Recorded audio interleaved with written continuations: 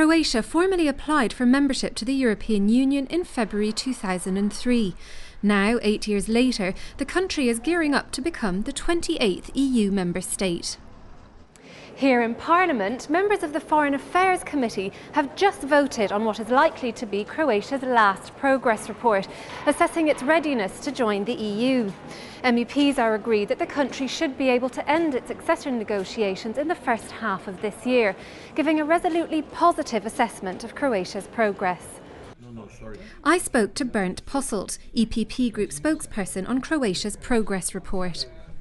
Croatia is a stable, pro-European, democratic, Central European country which should have been member since at the time when Hungary and Slovenia entered the European Union. They are more or less on the same level, so it's a delay, and I'm very happy that they come now. Although Croatia was praised for its progress in meeting the accession criteria, both the Parliament and the Hungarian EU Presidency urged Croatia to continue with its reforms, in particular administrative and judiciary. Fighting corruption should be their focus in this last stretch of the accession procedure. They have to conclude some chapters, some last chapters.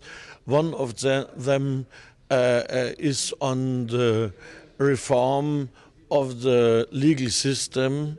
This has to be reformed, but this is on an excellent way. It is possible that these reforms are the cause of a drop in public opinion in favour of accession in Croatia, something which worries MEPs. Politically, however, there is cross-party support for joining the EU. The vote in committee here this week not only reaffirms Parliament's commitment to Croatia's membership, but also to enlargement generally, as long as it is based on these clear and strict criteria. The continuing enlargement of the EU is also one of the Hungarian Presidency's priorities. We do believe that we have here an unfinished job. Europe is still not whole in that sense. We have to complete it. We know that this is not easy, because we know that there is a kind of fatigue, as it is sometimes referred, but this is a process. And the main point for us, for the presidency as well, that the train moves. MEPs hope Croatia's membership will encourage other potential candidate countries to launch or continue their reforms, eventually bringing the Western Balkans, for example, into the heart of the EU.